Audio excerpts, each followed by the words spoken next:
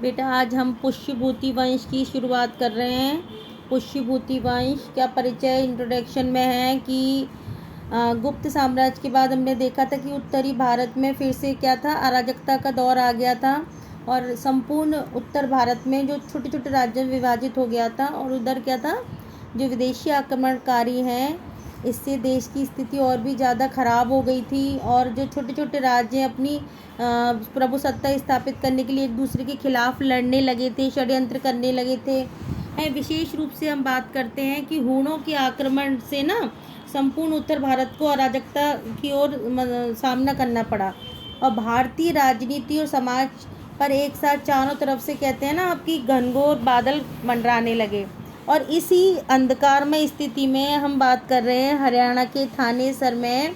तो हरियाणा के थानेसर से एक रोशनी की किरण उत्पन्न हुई जिसे हम क्या बोलते हैं, और उसका जगह का नाम क्या था, स्थानेश्वर या थानेश्वर के श्रीकंठ जनपद में एक पराक्रमी राजा उदय हुआ जिसने हरियाणा के पूरे इलाके में एक नए युग का सूत्रपात किया। बल्कि सूत्रपात क्या कहेंगे हम, कि उसने अपने कुल के गौरव को और मर्यादा को इतना बनाए रखा और चारों तरफ मतलब कहते हैं ना एक ज्वाला, जो अपने वंश की ज्वाला को उसने बरकरार रखा, बर्बर हूणों को इस भूमि से दूर रखा।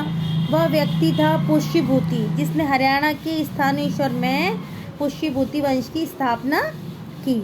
इस वंश के राज्य को वर्धन वंश के नाम से जाना जाता है क्योंकि इस वंश के शासकों के साथ अंत में क्या जुड़ा हुआ है, वर्धन। और पुष्यभूति के बाद उसके वंश को नरवर्धन, आदित्यवर्धन, राज्यवर्धन जैसे शासकों ने आगे बढ़ाया।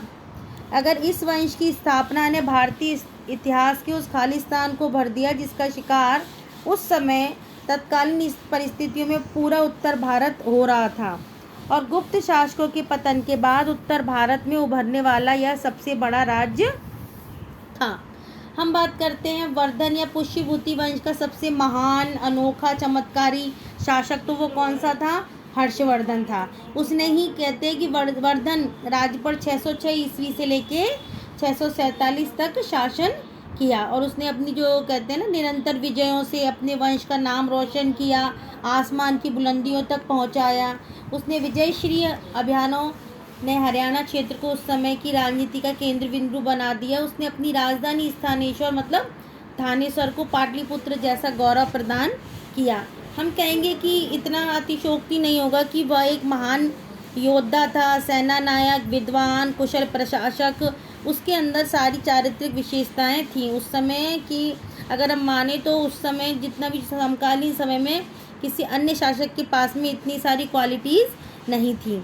उसके शासन चलाने का एकमात्र उद्देश्य क्या था कि जनता की भलाई करना और धर्म के विषय में सहनशीलता की नीति को अपनाना, क्योंकि वो खुद भी बौद्ध धर्म में आस्था रखता था, परंतु उसने अपने राज्य में धार्मिक स्वतंत्रता की नीति का अनुसरण किया। उसने धार्मिक सहनशीलता की नीति के तहत लोगों में सिर्फ प्यार बांटा और बदले प्यार ही करता था। उसके दरबार में एक से बढ़कर एक विद्वान आए जिन्होंने हर्षवर्धन का नाम इतिहास में अमर कर दिया। उसने खुद स्वयं ने 3 ग्रंथों रत्नावली, प्रियदर्शिका व नागानंद की रचना की। उसने अपनी रचनाओं से भारतीय साहित्य को नई ऊंचाइयों पर पहुंचाया। उसके साम्राज्य में अंतर्राष्ट्रीय ख्याति प्राप्त विश्वविद्यालय तक्षशिला भी था, जिसको सहयोग करके उसने नई ऊंचाइयां प्रदान की। अगर हम बात करते हैं कि हर्षवर्धन के शासनकाल की, तो चारों तरफ वही प्रगति कर रहा था और विद्वानों तथा इतिहासकारों ने उसे अद्वितीय सम्राट की संज्ञा भी दी है। इतिहास में उसे उत्तर भारत के अंतिम महान हिंदू सम्राट के रूप में याद किया और हमेशा याद करता रहेगा। हर्षवर्धन के इसके शासनकाल को जानने के लिए हमारे पास में बहुत सारे स्रोत हैं जिसमें हम बात कर सकते हैं, जैसे हिंसांग का विवरण है, बाणभट्ट का हर्षचरित्र तथा कादम्बरी, बांसखेड़ा, मधुबन का ताम्रपत्र अभिलेख और उसकी स्वयं की रचनाएं प्रमुख हैं। हम बात करते हैं पुष्यभूति वंश का आरंभिक इतिहास। तो बेटा इसमें यह है कि बाणभट्ट ने अपनी रचना हर्षचरित्र से पुष्यभूति वंश के संस्थापक पुष्यभूति पर उल्लेखनीय प्रकाश डाला है। उसमें उसे हरियाणा देश का शासक बताया गया है और स्थानेश्वर को उसकी राजधानी।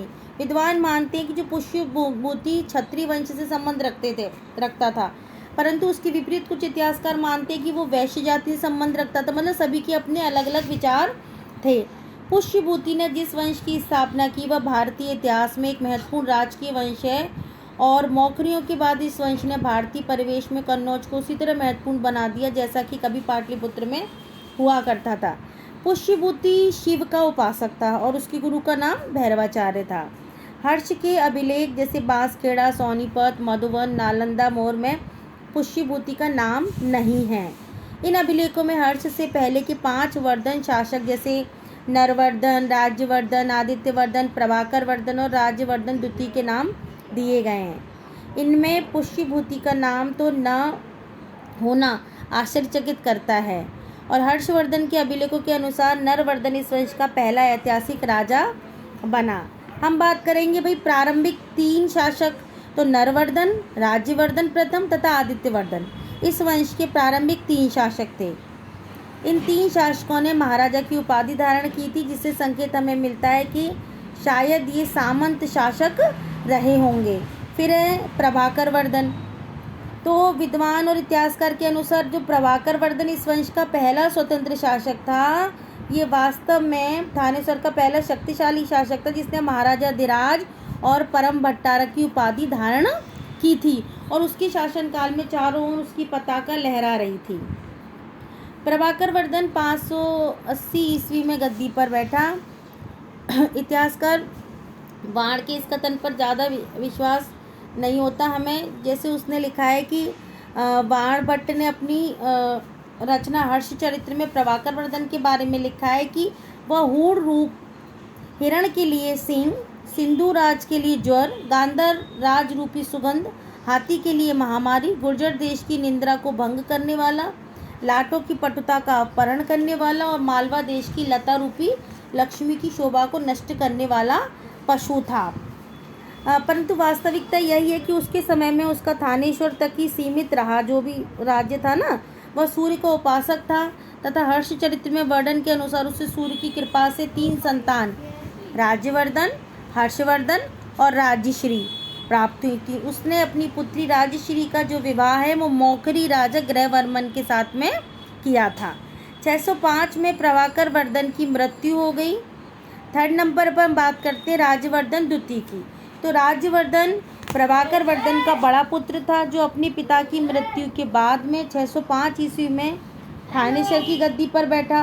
वह अपने पिता की मृत्यु से इतने ज़्यादा विचलित हो गया था कि उसने संन्यास लेने की घोषणा कर दी, लेकिन हर्ष की जिद के आगे उसको झुकना पड़ा और उसने सिंहासन पर बैठने के बाद अपने पिता की तरह महाराजा धीराज और परम भट्टारक की उपाधियां प्राप्त की।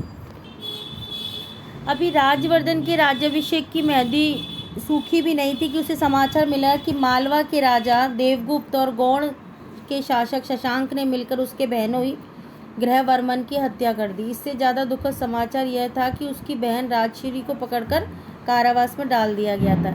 इस समाचार ने राज्यवर्धन को गर्म लोहा बना दिया और उसने थानेश्वर हर्ष को सौंप दिया और स्वयं अपने बहनोई की हत्या का बदला लेने के लिए वह बहन राजश्री को रिहा करवाने के लिए विशाल सेना के साथ मालवा पर आक्रमण कर दिया। फिर क्या था, देवगुप्त को मार डाला, परंतु शशांक ने धोखे से राज्यवर्धन की हत्या कर दी।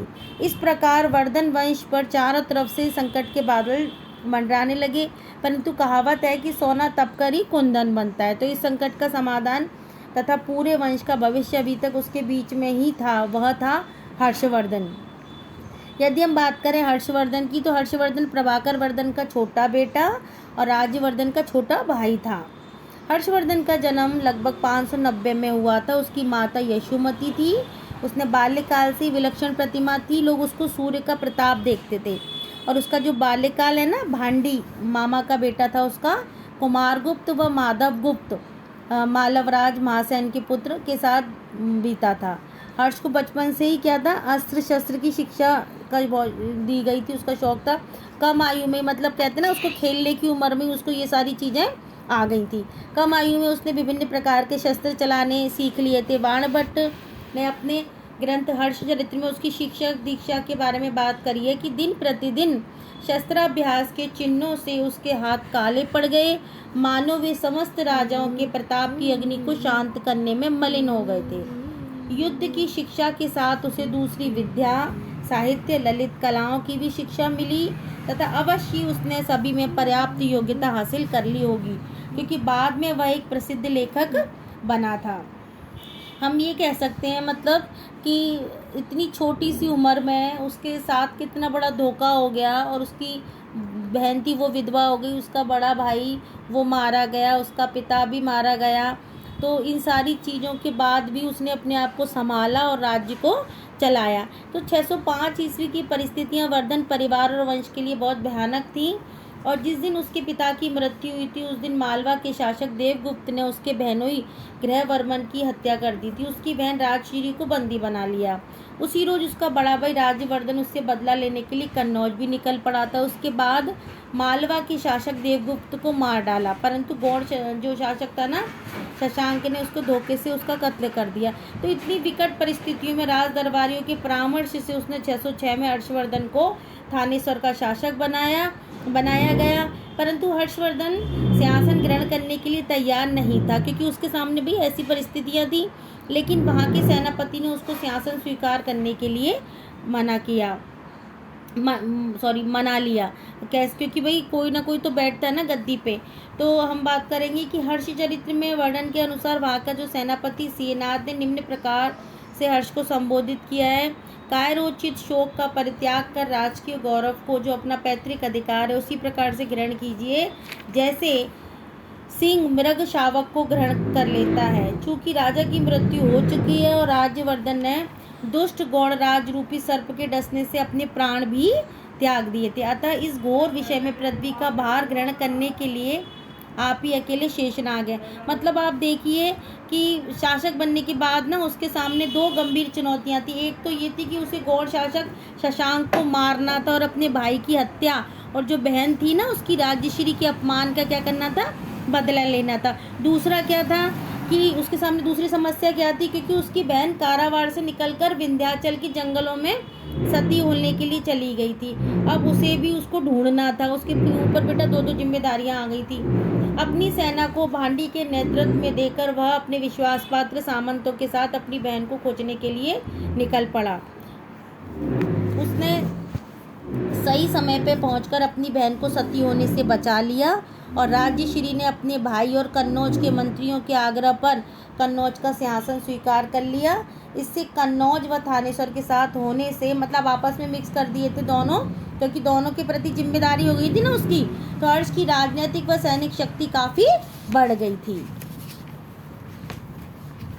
ये तो हमने बेटा इसका इंट्रोडक्शन और इसके जीवन परिचय बताया है आपको हर्ष का। अब हम हर्ष की विजय आपको कल बताएंगे। ठीक है, इसको लर्न कर लेना, पढ़ लेना।